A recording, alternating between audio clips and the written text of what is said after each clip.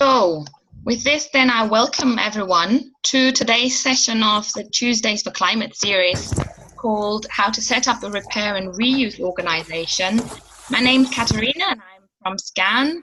I work on the network engagement communications, first point of contact, anything that you would like to ask or get in touch with SCCAN about. I'll be your first person that you'll get in touch with. So welcome everyone for being on this webinar here today.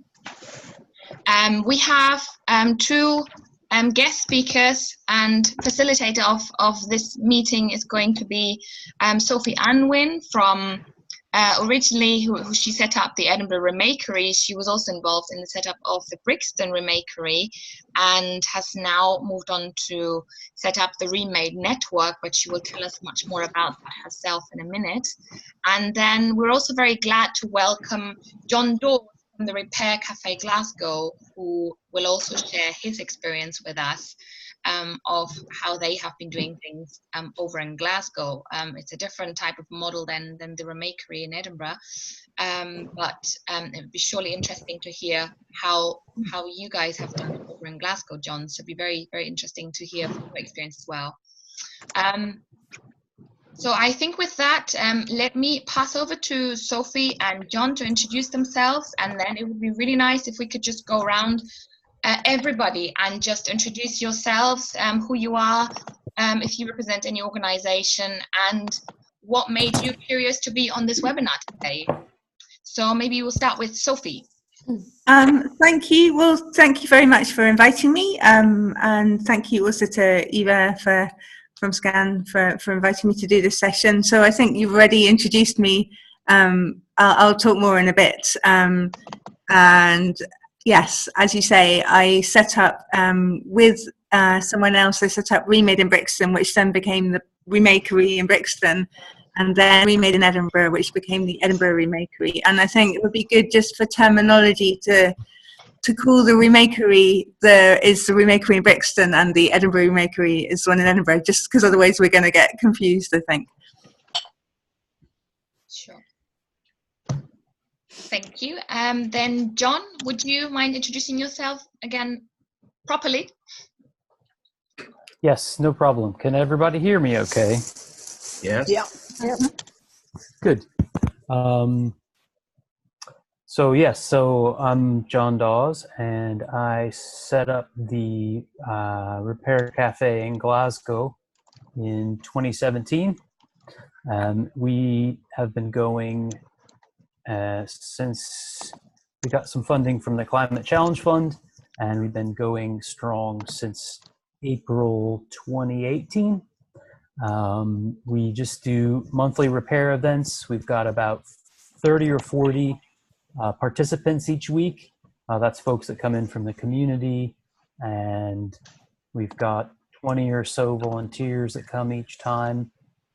There's a bunch of other stuff that we're working on, but that's kind of our, as you'd say, meat and potatoes of our organization, our monthly repair events that are in a community hall in Glasgow.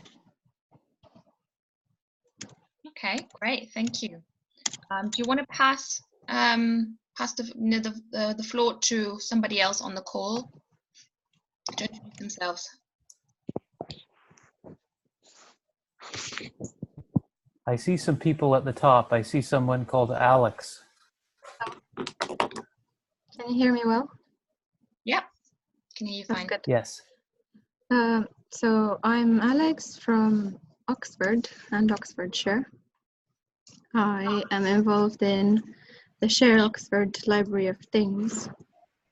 I'm a co-founder, and I'm currently the Repair Cafe coordinator. And I'm in the process of recruiting and training a new Repair Cafe coordinator, as I intend to move back to Romania, where I'm from.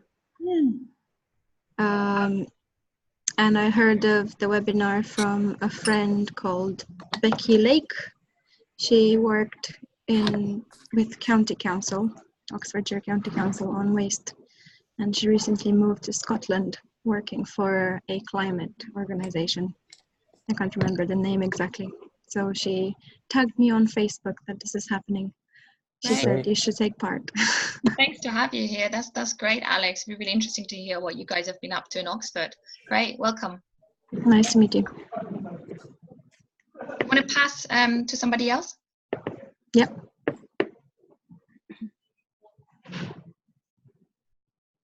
Just say your name. We've got Nancy, there's John, there's Patricia, David Hardwick is actually Francine, and there's Anna.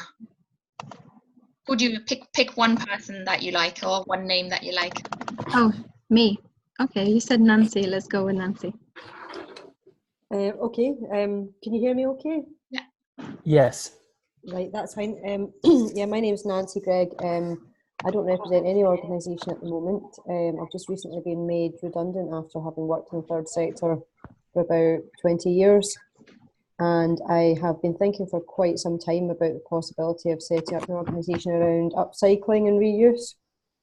I do a bit of upcycling of furniture in my spare time. So I've been in discussion with the local council here in South Ayrshire, where there isn't any kind of repair or reuse organisation as such. And I'm very interested in just learning about all the different models. I've been in touch with a lot of local projects that do similar but not exactly the same things here. I'm also very interested in the model that they have at the Governor Bath, the Rags to Riches project. I've done a couple of courses with them. I just came across this webinar. I follow the Remade Network on Twitter, and I just came across it and I thought that sounds really interesting and up my street, and I'd like to listen in. Great. Welcome. Good to have you here. Sounds really interesting. A motivated person to get going. Yeah. South Ayrshire. Well, great. Do you want to pass to somebody else to introduce themselves? Sure. Do I just say a person's name or? Yeah. Yep. Okay, Patricia. Hi, I'm Patricia. I live on Skye. I've lived here for about 7 years, originally from the southeast of England, and always been interested in make, do, and mend. Mother always taught me. I like woodwork. I like sewing. So I run a small business making things from recycled materials, either from cloth, fabric, or pallet wood. And I sell a couple of local shops here, do some craft fairs. But also this year I've got involved with, there's an organisation called Plastic Free Broadford and Beyond. Broadford is one of the two sort of major towns on Skye. And just literally a few months ago, they started up and a lot of interest in replacing plastics, but there's also other things like, we use far too much paper, etc., etc. So I make things, alternatives for cotton wool pads. I make makeup remover pads, that sort of thing. But the whole island has recently become much more interested in doing things to relieve the problems here, sometimes with tourists. And maybe 4 or 5 months ago, the Highland, big climate conversation or something. They did something in Portree, and there were maybe about 50 people came there. It was just a one-off, but from that meeting, a group started. Everybody got involved, and there are now 5 different groups, climate action groups on Skye and Loch Alsh. And so each of those groups comes together, everybody comes together every couple of months, and then the individual groups come together when there's something going on. And it's really just the start of it. There's a Facebook group called Journey to Zero Waste. It started in August, and over a weekend got like 600 members. So we're really very much at the beginning. So I don't represent an organisation, but I'm very interested in fixing things, making things, if we can fix it and use it, so that's why I'm here. And it was through somebody in that group who's kind of been emailing everybody. She found this, I'm not quite sure how, but she found this and she passed it on to the whole group. So I just thought I'd listen in and see what it was all about. She's also heard of the Edinburgh Remakery, so Sophie, we know a little bit about you. Great. Thank you so much for sharing that and for getting the initiative going in Skye. That's really interesting to hear. Do you want to pass to somebody else? I'd love to, but I can't see the names. I don't Okay, know we where to have look. Francine, Anna, and John. Oh, let's go for Francine. Hi, Francine. Thanks. John McLennan, who is also in this group, and myself are both from an organisation in Melrose called A Greener Melrose. Melrose is a transition town, so Greener Melrose is transition in TD6. We have been involved for several years, getting various initiatives off the ground. We have a community woodland and orchards that we look after and have planted trees in. We have winter talks with other greener groups in the borders. More recently, we've organised the Green Hustings, and we also show green films. Sophie came to give a presentation at one of our Greener Borders winter talks a couple of years ago, and the idea of having a remakery down here has been sort of brewing away in the background, and various people popped up and down saying, oh, we're interested, and then it's kind of not gone anywhere. But we've managed to pull things together a bit now, and we're sort of more poised to kind of try and take things forward. And I'll let John talk about that when he comes on. So that's basically where we are just now. It's so interesting to hear about all these other projects all over Scotland and the islands. It's just really exciting. Thank you. It is. Great. Do you want to pass to Anna or John? John, please. Thanks, Francine. I don't have a lot really to add to what Francine said. As she mentioned, we have these winter talks, and we were very lucky a year ago to have Sophie come down to one of them and talk about the process that she went through in developing the Remakery in Bristol and then the Remakery in Edinburgh. And that was very inspiring. Lots of people got interested, but as Francine said, nobody came forward to say, that's great, let's do it. Until very recently, within the last couple of weeks, the flame rekindled, I suppose, and we've now got quite a few people who are interested in one way or another in getting involved.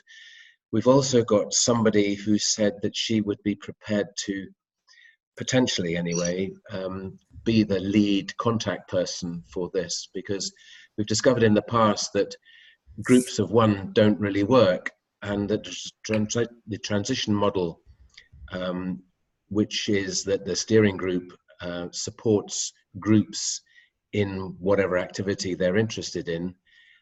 We need more than one people in these groups. So now we've got a group, we've potentially got someone who's going to be the lead contact for it.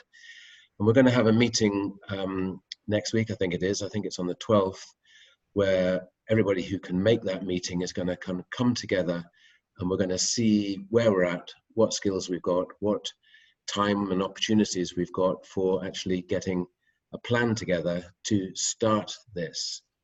We've also got a local, I think there's going to be a process, and we'll probably hear more about this, whereby we start very small and then grow into what would be a sustainable in the sense that we don't rely on grants and money coming in from outside to keep us going, but where upcycled things can be sold and hopefully generate an income. We've got a local cafe owner who has said that we can use a room that he has. So all we need to do is find enough people who can fix things to turn up, and people who want things fixed to turn up and have a cup of coffee or whatever in the cafe and start the ball rolling. So that's where we're at. That's exciting. I'm sure we'll hear more about that later, John, but thanks so much for sharing that already. So I think we've lost Anna somehow on the way. So I think we've got everyone who's in the round now. They have at least said hello. So I suggest we pass on to Sophie now. If you could just, share your journey with us. I know I'm part of that journey, small part, you know, since I'm also on the board of the Edinburgh Remakery now. So I do see a little bit of your legacy of what you have built up, and I'm very excited to share that. But I think it'd be much better if you, as the founder of the Remakery, could just explain how you got there, what made you do it, and all the sort of ins and outs of it. It'd be great if you could just share that with us now, Sophie. So please go ahead. Sure, thanks, Katrina. Yeah, just a practical thing to start off with is that one of the things that I'm doing with Remade Network is developing a network of remakeries and other reuse and repair centres. And one of the ways of doing that is connecting people who would want to work together in their local areas. So all of you are from different places, and if you would like to email me, my email is sophie@remade.network. If you'd like, I can then send you some follow-up information, and also look to see if there's other people in your area that you might want to connect up with later, because sometimes people get in touch individually, and it's always nice to be able to make those connections. So sophie@remade.network. I don't have your emails, and I can't email you unless you email me first. The kind of journey of the idea and the kind of development of the idea started for me a long time ago. I was lucky enough to have a year spent in living in a village in rural Nepal. And in that year, just the way we lived was so different to the way I'd lived in suburban London, where I grew up. I lived in a household of 6 people, and we created less than 1 dustbin of rubbish in the year that we were there. We didn't have any running water or electricity. We refilled all our containers at the shops. We got our milk straight from the cow, and we repaired all our things. And when I came back to London, I found that my culture shock was much worse coming back to London than it had been going to Nepal, which really surprised me, because I thought I was going to find it really hard living in this way.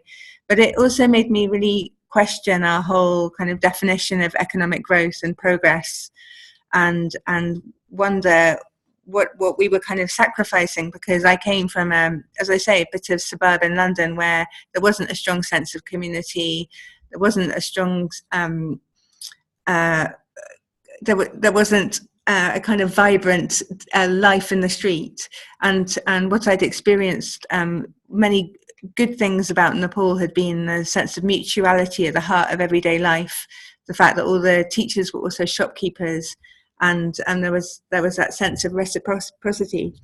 And I think that that's something we're now really like refocused on in Scotland, is how do we create a different type of economy, one that's not just about economic growth. And it's amazing to hear from some of you individually speaking about just the sheer support for these kind of initiatives, which in other countries, but also in other times where mainstream repair is obviously not a new idea, but how do we bring it back into the mainstream? In Brixton, I was part of my local transition town, and as part of that, I was. It was 2008, and it was the time of the financial crash. And my neighbour was an elderly Jamaican man, and he was fixing bikes in his front garden, but he wasn't making any income from it. And it always kind of broke my heart that the people who were doing the work that was the most valuable weren't the ones actually getting rewarded for their skills and their knowledge. The transition town held an event in the town hall. It was to launch the Brixton pound as a local currency, but they were also inviting lots of other ideas from people. So I'm sure many of you know what transition towns are, but they're community initiatives where the community can take action and not wait for politicians to do things. So it could be around food growing or solar panels or any type of things. But I had in my previous work, I'd worked as an environmental journalist, and I'd become very interested in waste. And I had been lucky enough to go and visit other countries and see some of the models that were working there. So, for example, in Flanders, in Belgium, they have, or they had, this was maybe 20 years ago, 70% recycling rates already. And they had a series of department stores called Kringwinkel, where they're reuse superstores, but rather than like the look and feel of a charity shop, they were neatly organized places where you could find spare parts for components. And they also had lots of other initiatives like subsidies for people to have chickens to eat their food waste in their garden. So they were kind of doing all these imaginative solutions to really drive reuse and recycling up. And seeing some of these models and learning about them made me really interested in what would work in different contexts. And it seemed that there's a model of having community hubs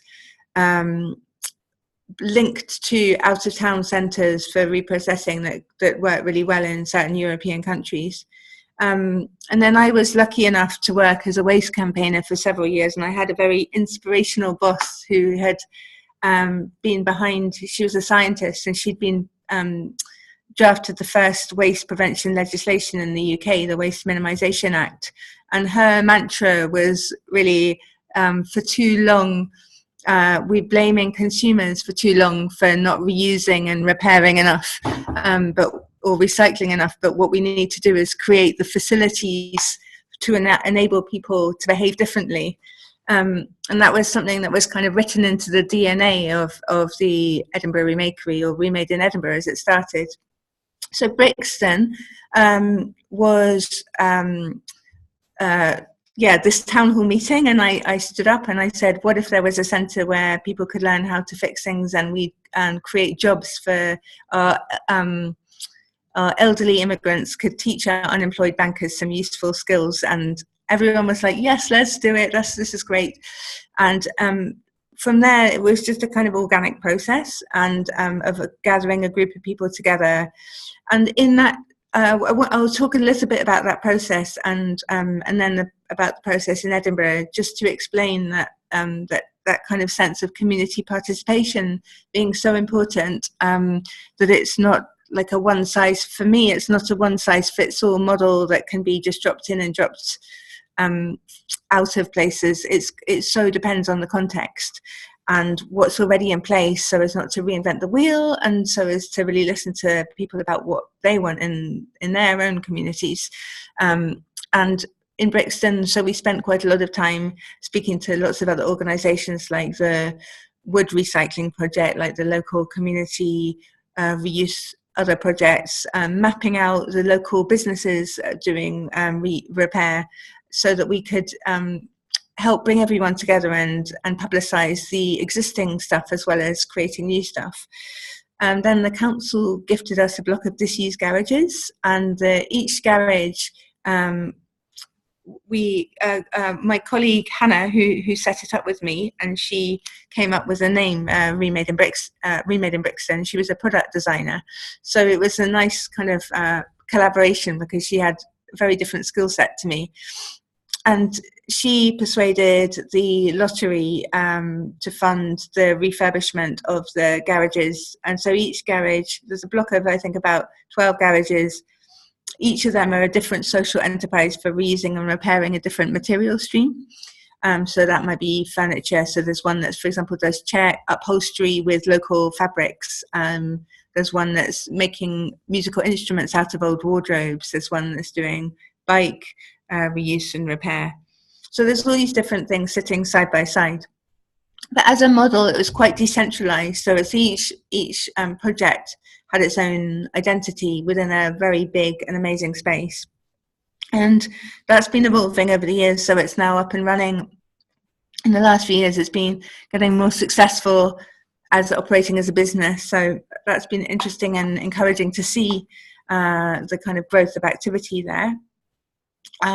But in Edinburgh, I moved up to Edinburgh for other reasons, really, for personal reasons. I had family here and I got a job up here and I wanted to get out of London. And I really wasn't planning to do Remade in Edinburgh, but someone from London moved up and said, oh, I think Remade in Brixton's such a good idea, let's do Remade in Edinburgh. And Just as in Brixton, perhaps even more so, I felt very conscious that I was coming new to Scotland, and I didn't really want to be stepping out of turn or stepping on people's toes. I didn't want to be reinventing the wheel, or I didn't know my way around. So I spent quite a lot of time speaking to local organisations in Edinburgh, saying, "Do you think this could work? Could a reuse and repair centre work? What, why would it work? Why wouldn't it work? What do you think? What are you already doing? What's already out there?" And that process of engagement was super helpful, because a lot of people said that, they had objections or clarifications. Like, for example, one of the first things people said to me was, we talked about having a community reuse and repair centre, but we hadn't specified what material streams we were going to focus on. And they said, well, you better make some choices, because you can't do everything. And so we decided that by doing surveys with people to say, what are the things that you would most like to fix in your neighbourhood? And from that, we collated the replies, and they were furniture, textiles, and electronics. So it was quite straightforward. And then that married up with kind of more national policy priorities around textiles, furniture and electronics, so we could make a case that that was going to be our area of speciality. There were also some practical considerations, like textiles and electronics are portable, so they're easier to do as a kind of pop-up. The furniture is the more tricky one for storage. And through this community support that we got, we started off really small in a community centre in Southbridge, where we literally had a room 2 hours a week. And then our big milestone was getting a cupboard that we could store things in. It was a group and volunteers. And then we moved to a smaller shop in Guthrie Street, which is off Chamber Street, if you know Edinburgh. But it's quite a back street. Because it was quite a back street, we wanted to start trading, but we weren't getting a lot of people walking past the shop. There wasn't a lot of footfall, so we had to develop a lot of external activity, workshops outside of the shop, some kind of consultancy work for other organisations that might want us to run things for them. And then we moved in, I think it was 2016, to the Lease Walk premises, which we named the Edinburgh Remakery, having been in touch with the Remakery in Brixton, who'd already renamed themselves when they'd launched the new kind of building. They'd launched it as the Remakery. So with their permission, we renamed the shop the Edinburgh Remakery, but we were still called Remade in Edinburgh as an organisation. And then I think since I've left, the whole organisation has rebranded as the Edinburgh Remakery, because it was confusing, I imagine, to have two different names. But the growth to the kind of, it was quite an incremental journey of starting in 2011 with £60 in a group of volunteers, to, by the time I left in 2018, I think the turnover was about £240,000. For me, the growth that was important to me wasn't actually necessarily just the growth in income levels. It was about the percentage of the traded income and developing a more social enterprise model. So it was a 80% traded income at the time I left, and I'm not sure where it is now. But the growth came through. A lot of it was through partnership development, because essentially, in wanting to have streams of materials that we could fix and teach people to fix, we were, as a very small organisation, needed to collaborate with other organisations. So there's lots of trial and error in that model, but I think what's good about it is that create something more robust, because there's then a kind of diversity of activity, of partnerships and income streams. And partnerships for setting up in Leith were with a university, who supplied the computers, with a homeless charity called Chai, which supplied the furniture, and with various other organisations, including the council, for whom we monitored and measured the impact of the activity we were doing around prevention. And that's a really difficult one to kind of to prove, because in effect, when you're recycling stuff, you can obviously show how much you're recycling because you can have targets for volumes of materials. When you're preventing waste, it's a more difficult proposition because you're trying to show that you're not doing something.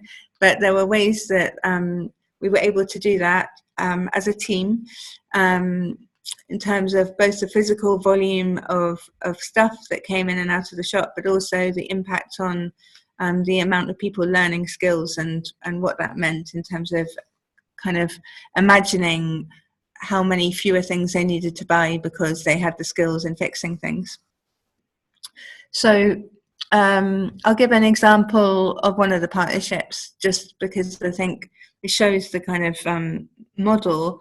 For example, with Chai, which is no longer now working with Edinburgh, but I think it's just a short example, is they are a homeless charity, basically like a citizens advice bureau, giving advice and information to people coming out of homelessness. And they ran a furniture reuse service, providing with a van and 2 drivers, providing people coming out of homelessness with basic furniture to start up their homes. And they didn't really have the money to keep that service going because it was coming from their core funds. And when we were setting up in Edinburgh, we needed a supply of furniture to sell in the shop and also for workshop use. And in summary, the partnership with them cut their costs down from £33,000 a year to £12,000 a year. So I think the 2 years in which that partnership lasted, it enabled them to keep their core service going of furniture to people coming out of homelessness, but also for the shop, it allowed the shop to start up and have a supply of furniture. And I'd be interested to hear what's happening now in terms of, I know it's brought in-house, so it'd be really interesting to hear how that's evolved. Because there were also challenges in terms of working in partnership. Of course, every relationship was different. And yeah, so the kind of different activities, the basic proposition, I hope I'm not stating the obvious, but is if you have something that's broken and you go to a shop to get it fixed, they often charge you quite a lot of money, and they also encourage you to buy new because that's what's their profit model. And by making it possible for people to learn how to fix something, so for example, to learn how to fix your phone instead, rather than going to the Apple shop or the Vodafone shop, to do it in an affordable price and to be shown how to do it as well, that obviously gives confidence and saves a lot of money because it's a much more affordable proposition, and then it allows you to keep that item for much longer. So the different activities quite varied, from learning how to fix phones, learning how to fix furniture, learning how to sew and mend, being able to hire workbenches to sewing, hire workbenches to use the furniture tools, and then also selling a stream of reconditioned and refurbished goods through the shop. So furniture and computers. So in 2018, the Edinburgh Remakery had been up and running for a few years, and I was getting lots of inquiries from other places of setting up similar projects, and I left, and new people came in. My successor came in, Rob, and I think there's been some more changes since then. He's left, but I think new people are coming in. Is that right, Katharina? Yeah, we actually have a new managing director starting next week. That's it. Yeah, so she is going to be on board, yeah, as of literally next week, yeah. Fantastic. That's brilliant. So yeah, I left and I stepped down from the board, and I set up Remade Network as a new organisation, and started working with different community groups, doing a range of different kind of training. And for example, I got some consultancy work which was initially seemed very exciting. I went and did a small consultancy project in New York, but that didn't really develop to a full remakery, although they had a really beautiful building and it was really kind of ideal, but there was a lot of learning from working there. So they developed a series of repair workshops in the community, and there were lots of possible and strong partnerships there. But what I learned from that experience was that to go in as an individual kind of consultant or trainer, I couldn't ensure that there was a quality legacy to the work I was doing, because it was down to the host organisation what they implemented or didn't implement. And setting up Remade Network has allowed me to be a lot clearer about what the work is and what the values of the organisation are, so that people can't just change the definition to be anything they want it to be. So there are kind of a couple of criteria, like these projects that I'm working on, they have to be for the benefit of the whole community. They're not a private enterprise. They have to be strategically reducing waste, and they have to be moving towards financial viability, so not just a kind of hobby project. And with those criteria in mind, that's the kind of model that I'm using to work with people, because I'm been finding that balance between finding a balance between trying to have consistency and clarity and quality of what the work is, but also not dictating to people what's appropriate for their own community. And that's the kind of middle way, and I found it's working well as a collaboration and a training program. So that's essentially what I've been doing in different communities, both in Scotland, but also some in England and some international projects, where I have a kind of a training model through which goes through about 10 stages and echoes a lot of the learning that has been gathered through Brixton and Edinburgh. And I think it's maybe a good point to bring in John, because what I found as well is that for some communities, where they're at and what their priorities are is to, they want a social enterprise, they want to create jobs, and that's fantastic and brilliant, and we want to help them do that, and we want to help kind of see where there's other resources in their community that we can help bring together and support that. But for others, starting with a repair cafe is a kind of obvious first step, and is actually more what the focus of their interest is. And so working with Repair Cafe Glasgow has been really great, because they have that expertise in the practical running of a repair cafe, and that can be something which supports the communities we're working with, either as a first stage to having a full remakery, or they might want to call it something else, their own reuse and repair centre. But also it might just be, what they would like to do. I think I hope I've given enough information there. And probably there's loads of things I've forgotten. I just look at my notes. But yeah, we're absolutely taking a collaborative approach, and we're really excited to see repair moving from something which is very fringe to very mainstream. Although, of course, as I repeat myself, it's not a new idea, but to make it a mainstream kind of business. So we know we need huge changes in the way we're doing things, to move away from extractive industries to more regenerative industries. And it's fantastic that there's been so much spotlight on that, but now we need to find the practical ways to make that happen. Definitely be great to hear more about what's happened at the Edinburgh Remakery in the year and a half since I left. And I don't know if, Katharina, if you'd like John to come in now, or yes, I think it would be great. Thank you so much, Sophie, for giving that overview of all the different aspects of how you set up the Edinburgh Remakery, the Brixton Remakery as well, and how you've been helping in New York to develop what they have been trying to set up there. So that's been really, really insightful. The issues like actually engaging the local community organizations, and different organizations that are sort of stakeholders in the process. I think that's really important if you want to get any kind of organization that works with the local people in one way or another. So that's a good point, an important point to highlight. It might seem obvious, but I think it cannot be overstated enough. But I'd really like to just give at least like 5 minutes or so to John Dawes from the Repair Cafe Glasgow as well, to share his perspective of things and how you've been doing things. So it'd be really good to just sort of hear from your possibly contrasting experience. I don't know. Let us hear about it, John. Yeah, sure.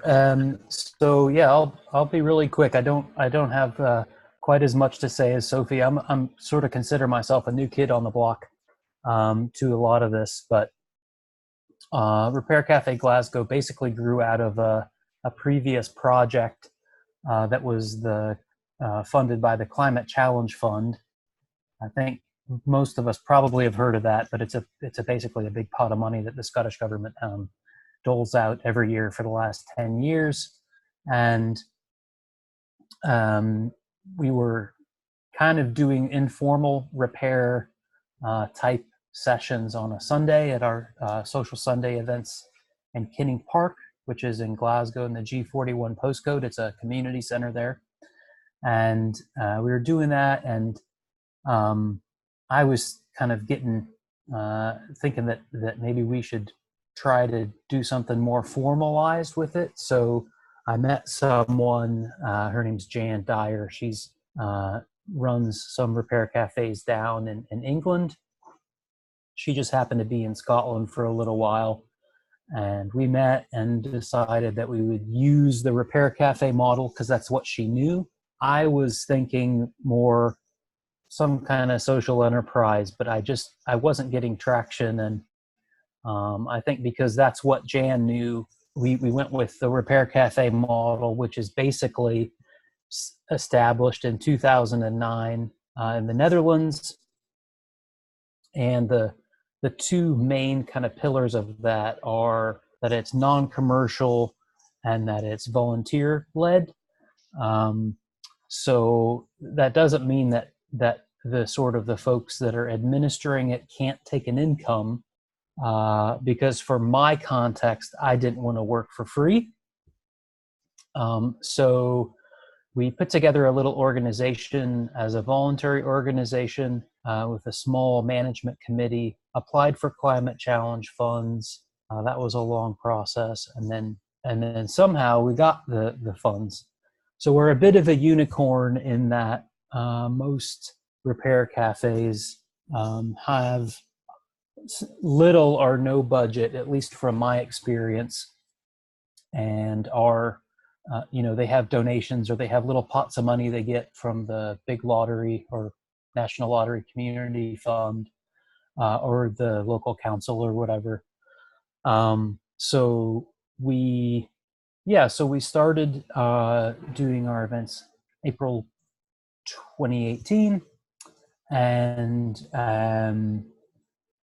we had some volunteers that we already had a relationship with at the Kinning Park complex, so that made it a lot easier. There was a pool of willing people to kind of come and be a part. People that were tinkerers, textile repairers, ceramics. We have a couple people that volunteer that are actual engineers or electricians, but most of the folks are just kind of tinkerers. So you don't have to have, everybody on the team doesn't have to be a professional repairer by trade.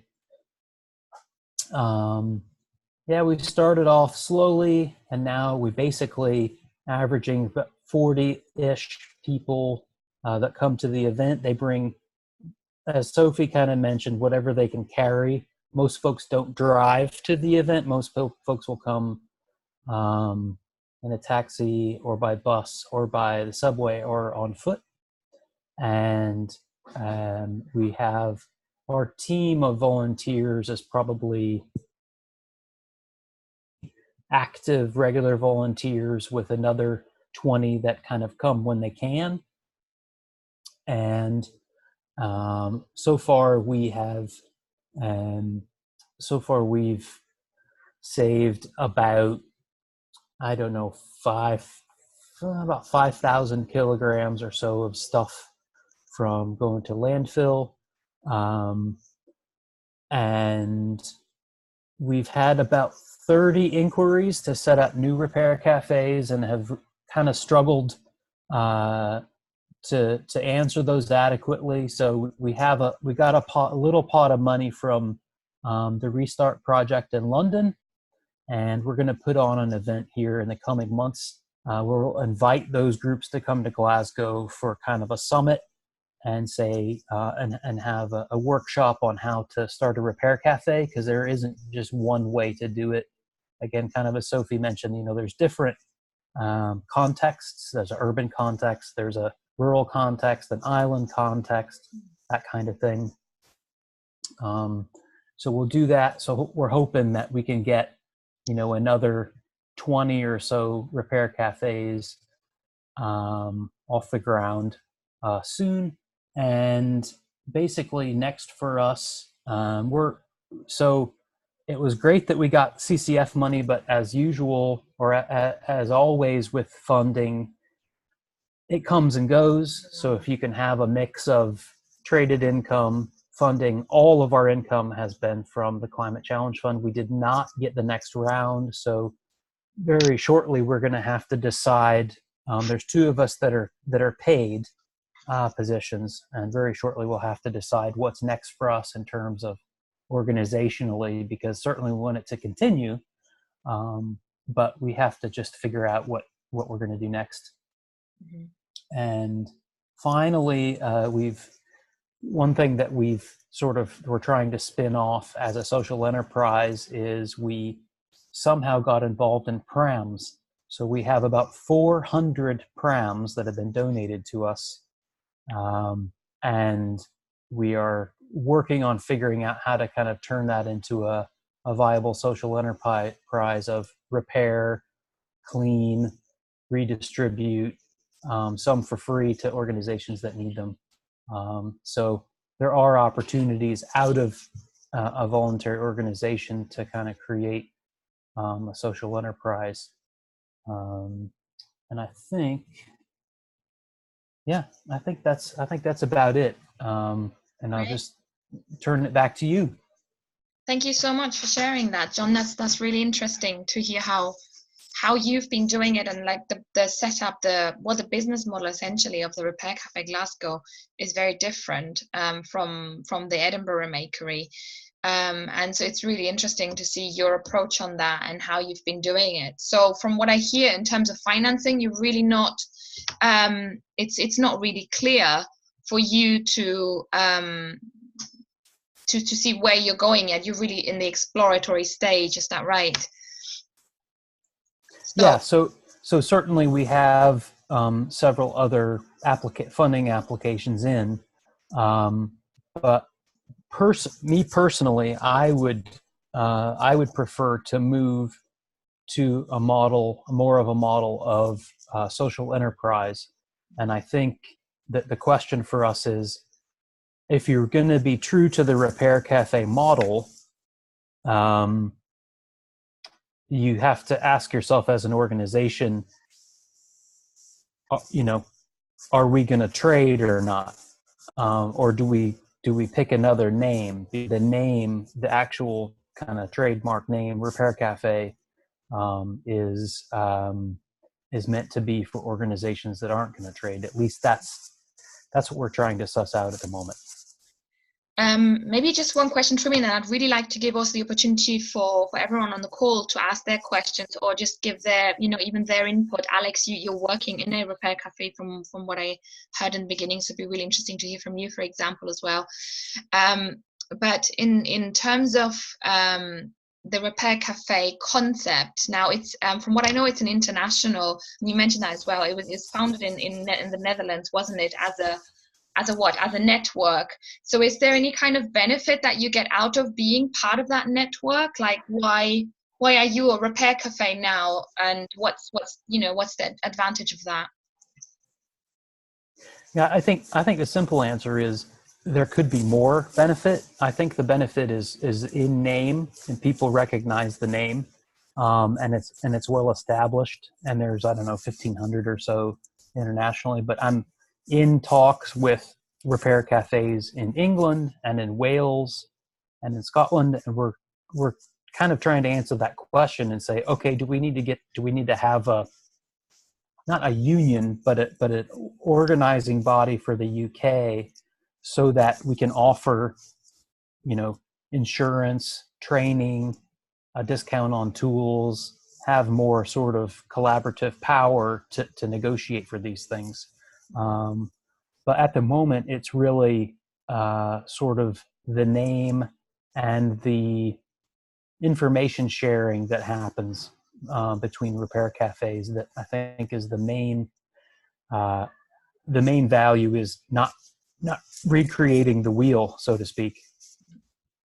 Okay, thank you. So shall we just open the floor for any more questions, or maybe your feedback from Alex as well, or Patricia, if you have any questions, any sort of burning things you want to ask Sophie, John, or myself, if I can answer them, please shoot ahead. Yeah, may I? Hey, Alex, yeah, go contribute? ahead. Yeah, just a few quick thoughts. I resonate with John on the need to have a wider body of repair cafes across the UK. I think every region seems to be trying to do this. For instance, in Oxfordshire, we have a community actions group network, which is an umbrella organization for social and environmental justice initiatives. So they provide us insurance, and they provided us with their own guide, and they're applying for funding on our behalf. We managed to get 2 rounds of funding from, I don't know if you heard of Valpac. Yeah. So the first one supported the creation of these events across the county, and the second one is trying to focus on consolidating some of the organizations around here and supporting new groups to start. We'll have a meeting this Thursday to see how we go about it. So yeah, that's a good point. And I guess on just setting up reuse repair enterprises in general, I just wanted to outline a few things about Share Oxford. We are just a group of passionate people, all volunteers. No one's paid at the moment, but indeed bringing people together is really powerful, and we're lucky enough to have a coordinator who knows how to bring people together and allow them to express their opinions and input and shape the direction. So we're currently at a stage at which we applied for a fund, and we're recruiting for someone to develop our business. And very soon we're due to incorporate as a community interest company, which should consolidate our image. Mm-hmm. And how did you guys meet, Alex? Because you said, that you have a coordinator that managed to bring people together, but how did that happen? So I think that's maybe even the trickiest part, because there may be one person that has a great idea, but as John was mentioning from Melrose as well, that they had that one person, but it needs a bit more than one person to get started. So how did you get together as a group? So I used to be a bit of a wacky, want to do everything sort of a person, but that can lead to burnout. Anyway, so I'm passionate about waste, and I was doing a job that wasn't waste related, but it was related to my higher education qualifications. So I started a community action group, which was collecting used stuff in bike trailers and redistributing them to various places where they would have value once again, such as charity shops or the recycling centre or incineration. We don't landfill in Oxfordshire. So I started this with a group of friends. They were really supportive, and gradually built it up to get more people involved on the Do It platform. That's a good volunteer recruitment platform. Facebook, social media, etc. So we got to a point at which we were doing this bike trailer for 2 years, and it was quite tiring on me and my friends. So we were thinking, okay, how can we make our lives easier? We heard of the Library of Things concept. We said, cool, let's do it. I raised a meeting. My group was already quite well known in the local area. And Morris is the name of the current coordinator. He happened to hear of the meeting. He's 70 years old, he's retired, but he's just brilliant. And because he's retired, he could take on the coordination of the project, and he's very good with people as well. So we've got about 20-30 volunteers coming in and out, helping out as they can. Thank you. That's really interesting. Yeah, so like platforms like Do It can also be a good place to recruit people then, from what you're saying. Yes, Do It, Facebook newsletters, MailChimp emailing lists. Sounds good. Great, thank you so much for sharing that. Are there any questions that anyone would like to raise to anyone in the room? Because we have a lot of expertise around here, actually. You know, any of you guys that want to set up, John, Francine, Nancy, you're keen to get going. So go on. This is your chance to get some info from the people that have been doing it already. Yeah, I might ask a couple of questions if that's all right. Thanks very much, Sophie and John, for those presentations. They were really great and really useful. Picked up so much information.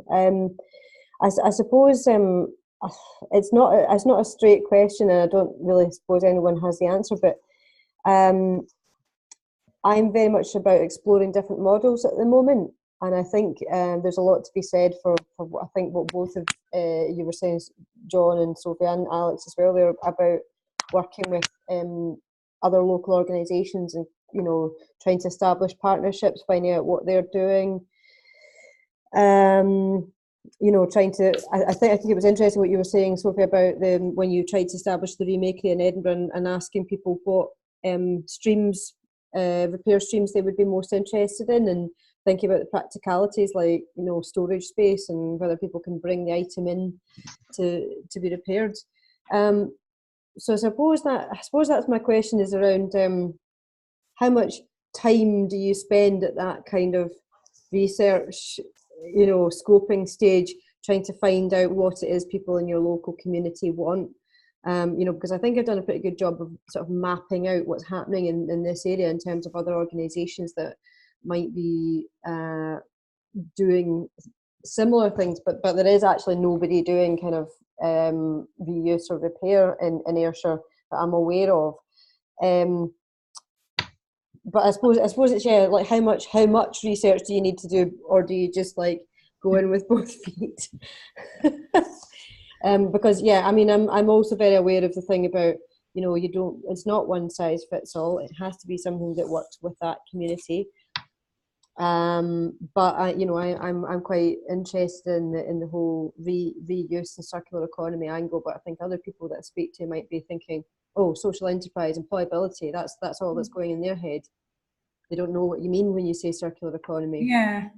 I mean, I think that's one of the joys is, sorry, I don't know if you'd finished there. No, that's fine, I have, so I won't witter anymore. I didn't have a clear question. One of the joys is the different benefits something like this can provide and what it can mean to different people. So, for example, John and I went to Jura on a study visit, and the Repair Cafe did a session there, and we also talked about business planning, and it was the fact that people came to this village hall fixing their things, and there was just the joy of like these possessions which meant so much to them, and they had so many stories attached to them, and they could learn useful skills. So, you know, they weren't predominantly coming from a business planning angle, whereas other groups I'm working with, much more, it's like, how do you develop a business plan, and how is this going to be something which is going to generate revenue and be viable? So different motivations for different things. But what I could say is, if you would like to have a more like in-depth conversation, I do like free half-hour chats with people to really understand your situation, because I think it's hard. Like, one thing I find hard is to say off the top of the head, like, oh, in your case, you know, because I try and be as honest as possible, and I try and be as realistic as possible, which is why I tell people the things I've done that haven't worked as well as the things I've done that have worked. Like the thing in New York didn't really work as a long-term thing, but then other projects that are starting up now are looking much more viable. So it's like trying to get those ingredients. But I think the first start is to kind of map out. Yeah, I couldn't say how long to start mapping and planning, because I don't know what's already in your area and what you've done. But we can have a chat if it's helpful. And I think that would be really helpful. Yeah, thanks. And you know, I know I don't want to take up time if people have other questions, but yeah, I think there's a lot going on in my head, and every time I think, yeah, you know, I'm starting to move towards a model. You know, as you say, like getting it down on paper, a business plan showing that this is viable or not. Other people step in with a completely different idea. You know, you have to be. What you should do is this, or this is what people actually want. Yeah, at some point you just have to be clear about what you want. But as John said as well, you need people around you that are going to support that, because you can't do it on your own. So it's that balance. Yeah, absolutely. Thanks. I do have things like, you know, I have some handouts and toolkit kind of materials that at least if it doesn't, they might not give you the answer, but they might ask you, they might take you through a series of questions that might help you kind of clarify in your own mind. I mean, for me, I needed to earn a living. So there was just a big driver on like how much time could I give it before I started earning a living. So yeah, and I think that's a huge one for me as well. Okay, thank you very much. I'll be in touch. If I could chime in on that, just exactly what you said, you know, kind of one of the first questions is, do you want to make money from it for yourself? Or are you willing to, do you need it to be regular income that you're always going to get? Are you happy with just having donations every now and again, or just applying for little pots of money? Yeah, I mean, I think my situation at the moment is that you know, I have to develop this on a voluntary basis, but you know, I've just been made redundant. I'm looking for a part-time job. I also have a preschool age child, so I can't work full-time right now. So my situation is that, yeah, I'd like to sort of build this up slowly, as slowly as it needs to be built, appreciating that you need the right people involved. But at some point, yes, I would need an income. I would like to kind of step away from working, you know, doing the other sort of stuff that I'm doing, and make this, you know, my full-time job. And, you know, it's getting that balance, as you say, about, you know, making something sustainable. Okay. So yeah, and I'd be happy to. I've got your email, John. I'll be in touch. Yeah, I'd be happy to put you guys all in touch if, you know, if anyone's losing email addresses or whatever. So just anyone can always just shoot me an email at info@scottishcommunitiescan.org.uk, and I'll bring in touch with each other. And it may actually maybe helpful to have sort of more in-depth follow-up chats on this.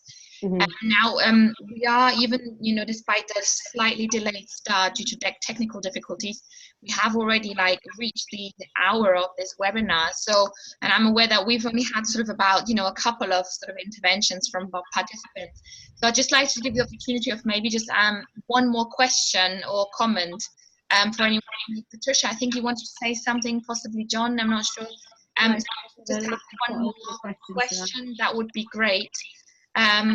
So that we can then wrap up today and see if we can do any follow-up conversations in more depth if and when needed. So who would like to say something? Can I ask some questions? Yeah, sure, go ahead. I think John as well, so see if we can be really quick and get to, let's see. Very quick, yeah. I mean, nobody has said anything about the cafe aspect of it, and I'm just curious to know what experiences there's been there. And also, I'm quite interested to know what kinds of things people bring in to be repaired. Just two very basic questions. Yeah, sure. Is that for me?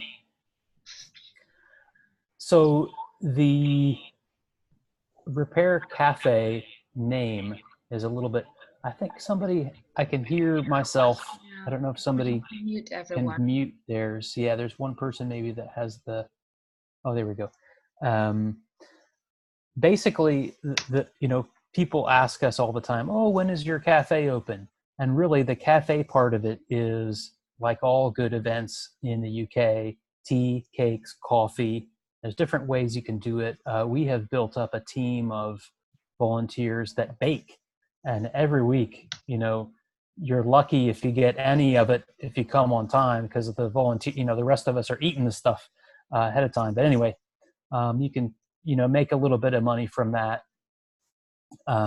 So that's kind of the cafe part. It helps if the space you're in has a kitchen, but if it doesn't, then you just work around it and you get everything ready ahead of time. Also, if there's already a kitchen in the space you're in, then you don't have to lug all the stuff, you know, the carafes and everything in and out of the space. And then in terms of what people bring in, we specifically don't restrict it. Other than microwaves, we don't really touch microwaves, but we tell people in our on our website, in the house rules, it's basically anything handheld. So the most stuff that we get are toasters, irons, kettles, hair straighteners. Every week there's hair straighteners. I don't know why. And then it just runs the gamut. For a long time, we didn't do televisions, but now we have somebody that likes to tinker with those. So we'll get like 50-inch TVs. But there's always, you know, a coffee machine or a toy or shoes, or there's always at least one or two things that are like, oh, I don't know what we're going to do with those. But you basically just, and then you just make sure that your volunteers know that, look, if you don't feel comfortable with this, then you don't have to do it. You're a volunteer. But we usually don't turn anyone away. But there's other nuances that you and I can chat with as well. Like, what do you do if they come and they need a spare part, they didn't bring the spare part, or they don't know how to order it? What if you accidentally erase files on their computer and they need to rescue those files? Those kinds of things. You get into those kind of nuances. But in general, tea cakes, coffee, handheld stuff is what people bring, lamps, a lot of those kinds of things. Hopefully that's helpful. So the cafe only runs when you're doing the repairy bit. It doesn't kind of operate at other times. Yeah. Ideally, we would like to have something more like that, which is part of our teaming up with the Remade Network, to potentially have more of a retail space where people could come anytime. But we'll see. Thank you. Okay. Well, thanks. Patricia, did you want to ask one last question? A short one? Sorry, you're muted. Can you hear me? Yeah, now I can hear you. You've been recording this, so is it possible to be able to watch this whole thing later? Absolutely. And get like email addresses? I'd love to email Sophie and John and yourself, and then I can ask them questions later. That's fine. We will share that, absolutely. I'm just going to pop in my email address in the chat window as well. Cool. Yeah, I didn't catch it all. Yeah, it's quite a long one as well. It is. Okay. All right. Yeah, that will be shared. So don't worry about that. That will be shared, Patricia. And cool. I'll send that to you in a follow-up email, the replay, and I'll be very happy to put you in touch with whoever is on this call as well. Cool. That's great. Thank you very much. You're welcome. Thank you. Okay, John from Melrose, come on, very last question. Okay, I was really touched on, I suppose, something that John said about, the volunteers don't feel comfortable repairing something, then they shouldn't, and that's great. It's kind of an extension of that is, what about insurance that's been raised by someone? I'd be very interested to know about the Glasgow summit that you talked about, John, if you've got a date for that, or is it just in early planning stages? The other question I had was about the name Repair Cafe. Is that, as it were, copyrighted? Is that defined, or can anybody call themselves a Repair Cafe? Because that's what the name that we've been using. But I wonder whether that has some strings attached to it.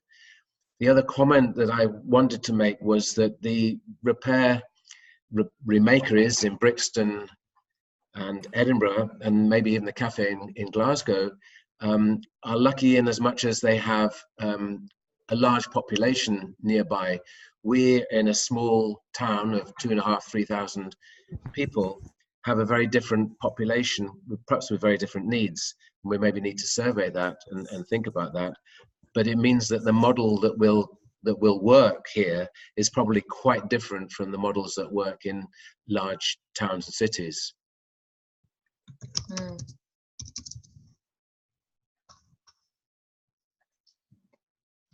John, from the sorry. Quickly get back on those two questions regarding the event. Yeah, so Repair Cafe, yeah, I think there are a lot of organizations that call themselves repair cafes innocently. There's no what I call international repair cafe police that come and try to protect the trade name. You can register with Repair Cafe Foundation if you want. I think if you just stick to their ethos of non-commercial, volunteer-led, that's fine. But I think there must be thousands of organizations out there that call themselves Repair Cafe that don't know that that you're supposed to use the specific logo and all this kind of stuff. And then if you send me an email, so no, there's not a date, but hopefully in January, and we're going to invite groups and we'll actually pay for them to come to Glasgow, or at least the representatives of the groups to come. Mm-hmm. So Repair Cafe, and then in terms of rural versus urban, I don't know. Maybe I think that's something that Sophie, as well as exploring with the Remade Network, what does a model look like in these different areas with different needs? Maybe I'll throw that over to her.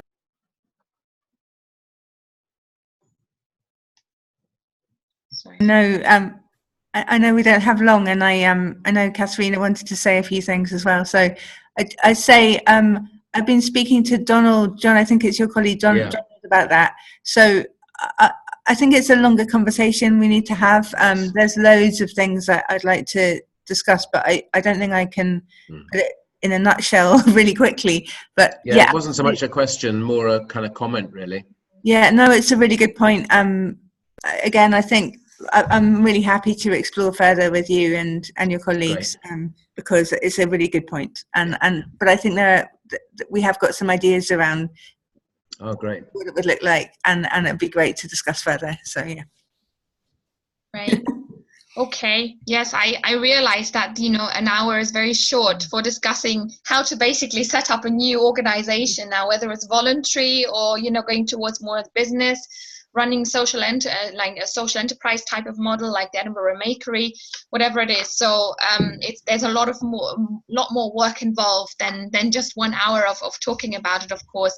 But I hope that we've been able to give you, with the discussion we've had today, just a little flavor at least of the different considerations that need to be had in order to sort of start, in order to get going with making repair and reuse something fashionable and bringing it back out into the community again, because it used to be a skill that our grandfathers and grandmothers, they used to know all of this stuff, but it's gone lost on the way. So I'm really glad that there are organizations like the Remakery and the Repair Cafe in Glasgow that are doing this kind of work again and bringing it back onto the high street as well. Leith Walk is a very central place in Edinburgh, so it's people see it, people know it, it's very well known. It has also had very good communication, and I'm not saying this because I'm on the board, but it is a very well known organization in Edinburgh and beyond, in the whole of Scotland and even internationally. It's gained a lot of reputation thanks to good communication that Sophie, you have been doing for years on it, and just talking about it, literally just to get people know about this concept, that it exists and that people can bring stuff there and they can repair it and they can have it repaired and they don't have to throw it away. And I think in a world of consumption and sort of buying new stuff and not repairing old stuff, or repair that is just often too expensive to do, I think this is a really much needed type of initiative that we need to bring back into this world, and but the keyword on all of it has to be affordable, because repair is available, but at what price? I think the keyword here is really on the affordability of it. So that's why I think concepts like the Repair Cafe or the Remakery can make a difference in that they make it more accessible. They're on people's doorsteps, and they offer affordable repair and reuse of different types of goods. So yes, I can't possibly recapitulate everything that's been said today, but I do hope that you've taken good note of it. And if you have missed a point, then please watch the replay, which I'll be sending around. And like I said, for any questions, any follow-up discussions you would like to have with Sophie or with John or any of the participants here on the call today, please just send me an email at info@scottishcommunitiescan.org.uk. I also put that in the chat there for you, and I'll be very happy to put you in touch. And yes, so with that, all that leaves me to do is thank you so much, Sophie, for your time and explanation of how you got where you are now, and the same to you, John Dawes, as well, from the Repair Cafe in Glasgow, which is quite a different approach. So really good to hear from you as well on how you have been doing it and how you are running the Repair Cafe at the moment. So it's been really good to have these sort of real life examples of how it can be done. Yes, and with that, the message is it can be done. So I can just leave you with that, everyone. Thank you so much for joining, and hope to be in touch with you. And if we can support you with anything and getting your ideas off the ground, please do get in touch with us.